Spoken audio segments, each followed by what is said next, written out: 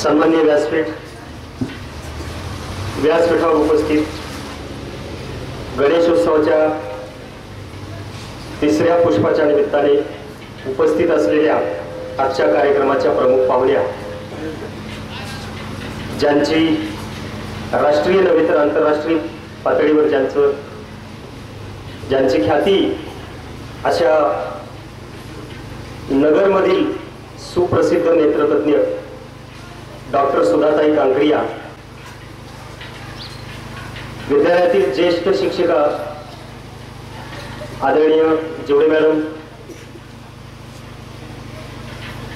माझ्यासमोर उपस्थित असलेले माझे सर्व शिक्षक बंधू भगिनी, शिक्षकेतर कर्मचारी वर्ग आणि विद्यार्थी मित्रांनो, आज आपण या ठिकाणी जे विविध कार्यक्रम गणेशोत्सवामध्ये आयोजित करत आहोत, तर आजचा हा आपला तिसरा दिवस आहे आणि हे तिसरं पुष्प आपण डॉक्टर सुधाताईंच्या मार्गदर्शनाने गुंफणार आहोत। माध्यमिक व उच्च माध्यमिक विद्यालय या विद्यालयाचे सन्माननीय मुख्याध्यापक सर आणि माझ्या समोर उपस्थित असणाऱ्या माझ्या सर्व बालमित्र आणि मैत्रिणींनो, सर्वप्रथम आपणा सर्वांना मी गणेश उत्सवाच्या हार्दिक शुभेच्छा देते।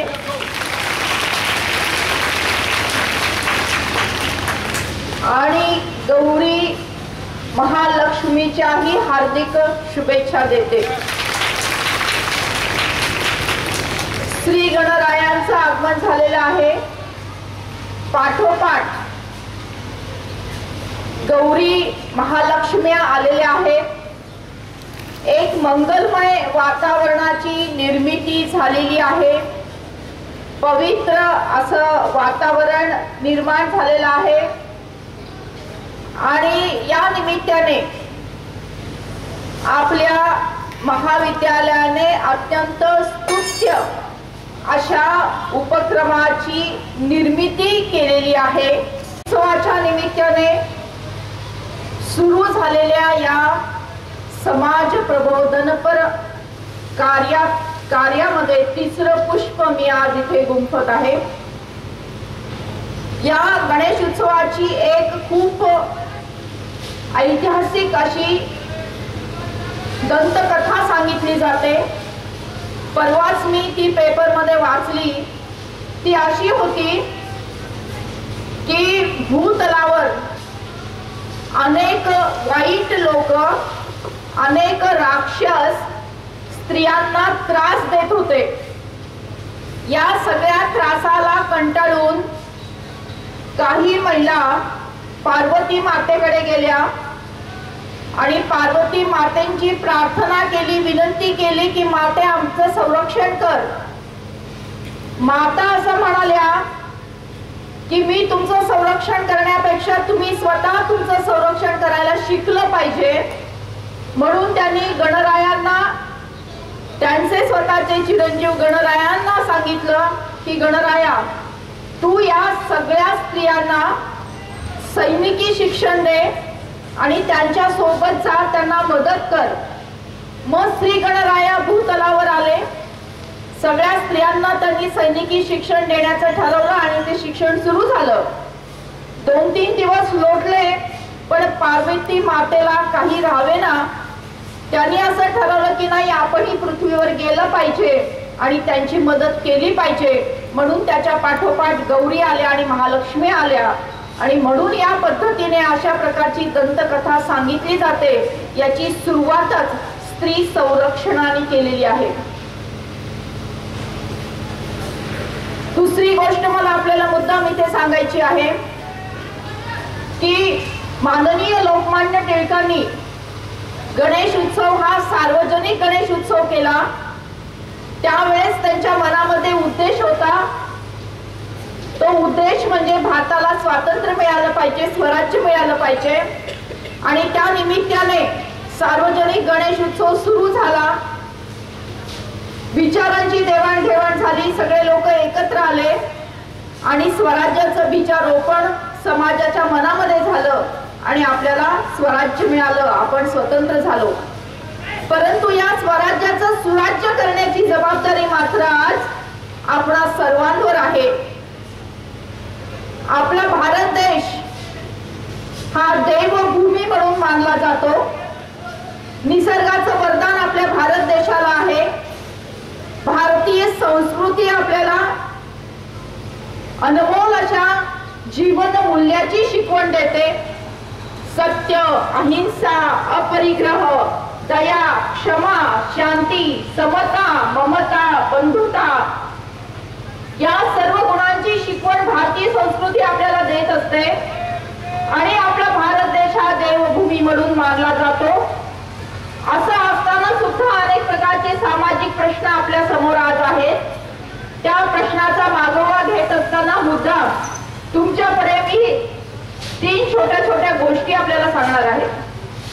पहिली गोष्ट शाळेचीच आहे की एका शाळेमध्ये सगळे विद्यार्थी खूप हुशार असतात आणि त्याच्यामध्ये एका वर्गामध्ये 7वी अ च्या तुकडीमध्ये राम आणि श्याम हे 2 मुलं एकमेकांचे भाऊ असतात, शिकत असतात आणि त्यांच्या आई वडिलांनी असं सांगितलेलं असतं त्यांना की दोघांपैकी ज्याचा पहिला नंबर येईल त्याला मी 1 घड्याळ बक्षीस म्हणून देणार आहे।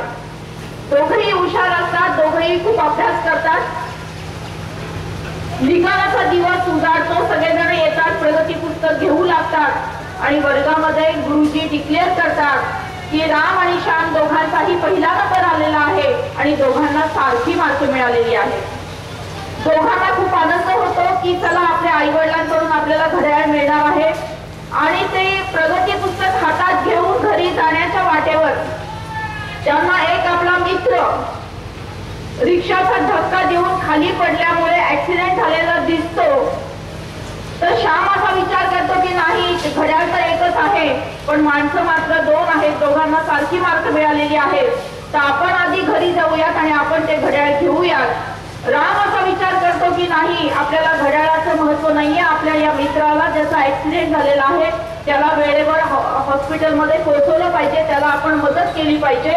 म्हणून तो तिथे थांबतो, त्याच रिक्षामध्ये त्याला गाडतो, शाळेमध्ये असलेला फर्स्ट एडचा उपयोग करतो आणि त्याच्या मित्राला हॉस्पिटलमध्ये पोहोचून सगळं व्यवस्थित झाल्यानंतर औषध उपचार केल्यानंतर त्याला घरी सोडून मग तो आपल्या घरी येतो.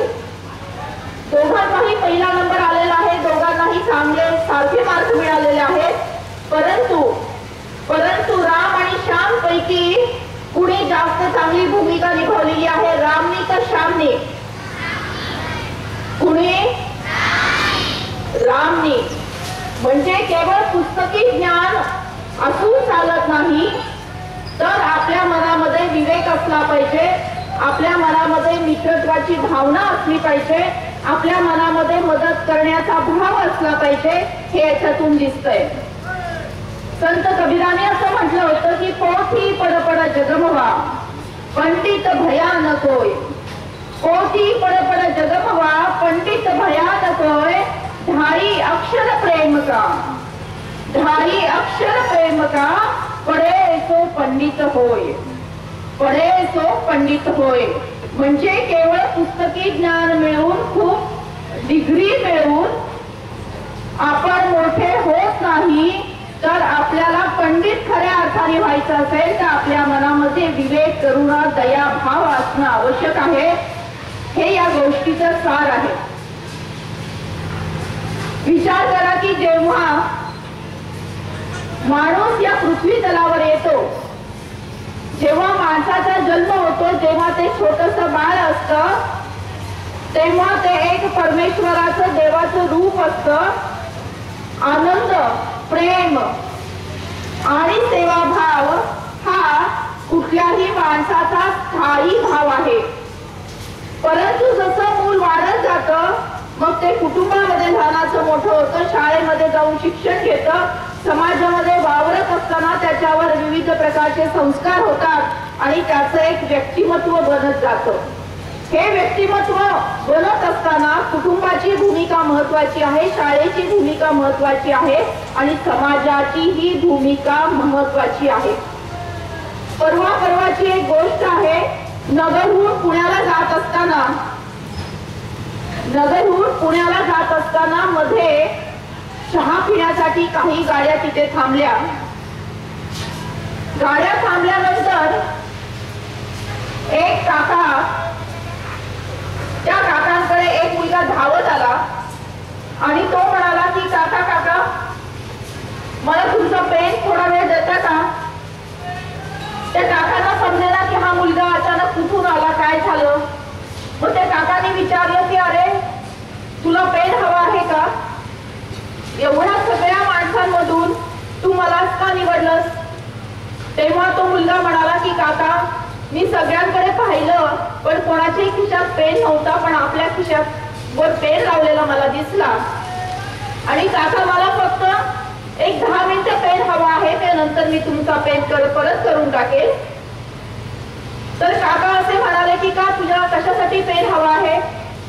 तर तो मुलगा एक छोटीशी वही त्याच्या हातात असते, ती वही त्यांना दाखवतो. तो म्हणतो की मी निबंध लिहितोय काका, पण माझ्या पेनातली शाई संपलेली आहे, बॉल पेन मधली शाई संपलेली आहे, त्यामुळे मला एका नवीन कांडीची गरज आहे. तर काका म्हणतात अरे मग तू नवीन पेन घे ना, हा घे पैसे, तुला तू नवीन पेन घे, एक नाही तू 10 पेन घे, हे पैसे ठेव तुझ्याजवळ. तर तो छोटा चिमुरडा असं म्हणाला की नाही काका, माझी आई असं मला म्हणाली की तू जर जरुरीपेक्षा जास्त कोणाकडून घेतलंस, खोटं बोलून तर तू कोणाकडून घेतलंस तर तुझ्या एका खोट्या बोलण्याने माझं 1 महिन्याचं आयुष्य कमी होईल हे तू लक्षात ठेव. तेव्हा त्या काकांच्या डोळ्यामध्ये टचकन पाणी आलं. काका म्हणाले, अरे बापरे, असं आहे का, कुठे राहतोस तू? काकाने तिथेच गाडी थांबवली. खरं म्हणजे त्यांना पुण्याकडे जायचं होतं, पण त्यांनी आपली पत्नी आणि आपल्या मुलांना घेऊन त्या छोट्या चिमुरड्याच्या त्या झोपडीमध्ये गेले. पाहिलं तर त्यांची जी आई ती अपंग होती पायाने, पण तरी पण हाताने मात्र ती सारवण्याचं काम करत होती, निवडण्याचं काम करत होती. आणि वडील बस स्टॉपवर त्यांच्या कामाला गेले होते, हमालीचं काम ते करत होते. परंतु काकांना खूप आनंद झाला की अशी आई की जिने आपल्या मुलाला अशी शिकवण दिलेली आहे की तू खोटं बोलू नकोस आणि तुझ्या एका खोट्या बोलण्याने माझ्या 1 महिन्याचं आयुष्य कमी होणार आहे.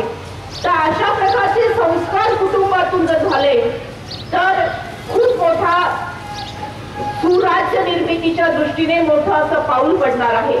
हाही विचार करण्याची आज वेळ आलेली आहे. तिसरी गोष्ट मी तुम्हाला मुद्दाम सांगेन की तुमच्या पाठीमागे बांधकाम चालू आहे. सगळ्यांना माहिती आहे की नव्या शाळेची नवीन इमारत आपली होत आहे. तर अशाच प्रकारचं बांधकाम एका ठिकाणी चाललेलं होतं आणि एक गुरुजी तिथून जात होते. गुरुजी जात असताना गुरुजींनी त्या बांधकाम करणाऱ्या एका कामगार काकांना प्रश्न विचारला की बाबा तुम्ही काय करता? तर बाबा असे म्हणाले, अरे काय म्हातारड्या, तुला दिसत नाही का मी काय करतो? विचारतोस कशाला? मग गुरुजी थोडेसे आणखी पुढे गेले, दुसऱ्या कामगारांना तोच प्रश्न विचारला. तर ते कामगारांनी असं उत्तर दिलं की काय करावं बाबा, पोटा पाण्याचा प्रश्न आहे, दगड फोडतो आणि भाकरी कमावतो. गुरुजी आणखी पुढे गेले, तोच प्रश्न त्यांनी तिसऱ्या कामगारांना विचारला. तर तेव्हा त्या कामगारांनी दिलेलं उत्तर खूप महत्वाचं आहे, सगळ्यांनी लक्ष देऊन ऐका. तर ते असं म्हणाले की गुरुजी, इथे एका शाळेची उभारणी होत आहे. शाळा म्हणजे ज्ञान मंदिर असतं, शाळा म्हणजे संस्कार करण्याचं महाविद्यालय असतं आणि अशा या पवित्र अशा स्थळाची पायाभरणी करण्यामध्ये माझाही खूप मोठा सहभाग इथे होत आहे, याचा मला खूप आनंद होत आहे.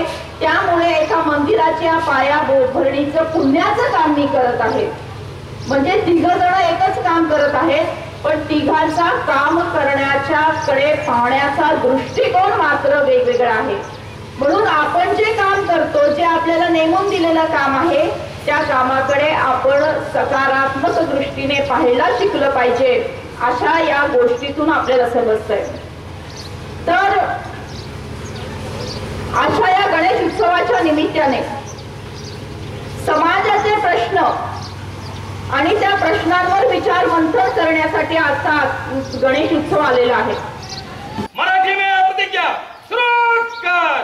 भारत माझा देश आहे, सारे भारतीय माझे बांधव आहेत. माझ्या